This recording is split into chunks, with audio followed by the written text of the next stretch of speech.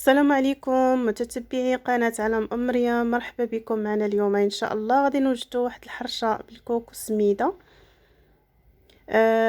كيف ما كتشوفوا معايا هادو هما المقادير. عندنا هنا كاس ديال الزيت، كاس ديال الحليب، كاس ديال الكوك، وكاس ديال سنيده. هنايا جوج خمارات وفانيا، وعندنا واحد دانون فاني.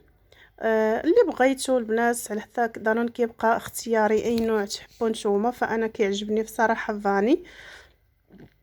وعندنا هنا بيضه واحده، وقشور ديال حامضه، وشويه ديال الخميره ديال الخبز ديال الدار.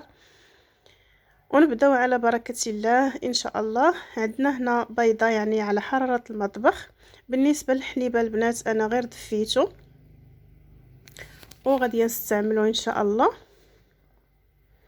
صافي دابا غادي ندير السوائل كاملين، عادش نضيف سميده فسميده كنبقى نضيفها تدريجيا، ونخليكم مع الفيديو ان شاء الله.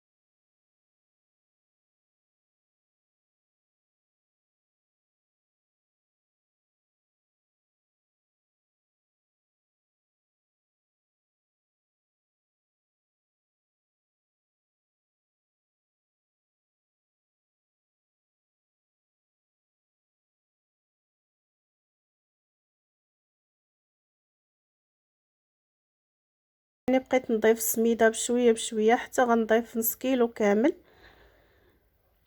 يعني واخا تبان لكم راه بقات شويه مرخوفه، ولكن غادي نخليها واحد شويه ان شاء الله، واحد 5 دقائق او لا 6. يعني صافي فاش غادا نجي غلقاها شربات وصافي راه ولات كتجمع لينا. هانتوما شوفوا معايا، يعني ما تخلعكمش تقولوا راه بقات جاريه صافي خصنا حين السميده راه كتشرب. يعني ما تزيدوش السميده، يعني هاد نص كيلو راه كافي في هاد المقادير اللي حنا ضفنا. صافي وغتبقاو تخلطوا مزيان حتى تخلط الكل مع بعضو. وكيف ما قلت لكم غادي نخليوها ترتاح واحد شويه، هذا فاش نرجعوا ان شاء الله.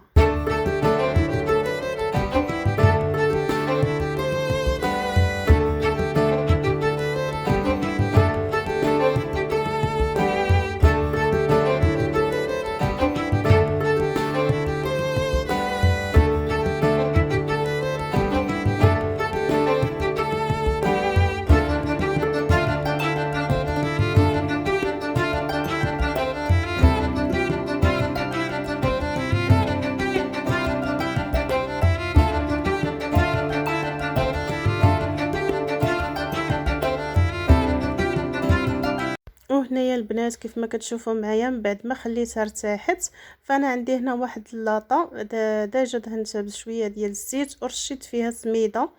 البنات انا هنايا استعملت سميده الغليظه، يعني ماشي رقيقه اللي غادي نفند فيها الحرشه اللي عندي.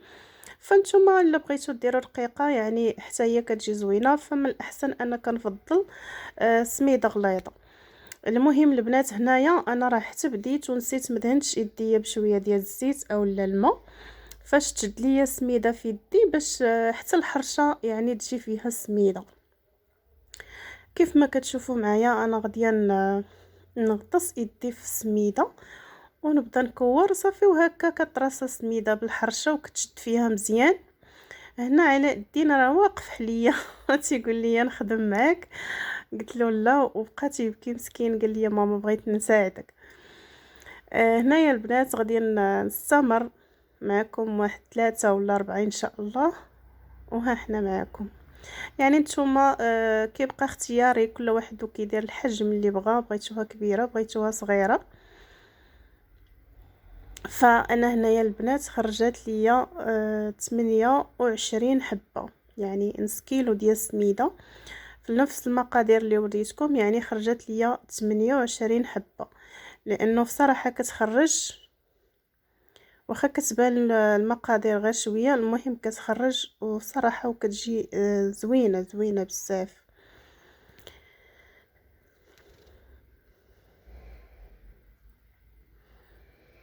صافي البنات غادي نستمر هكا في التكوار ديالها حتى نكمل ان شاء الله ونرجع لكم.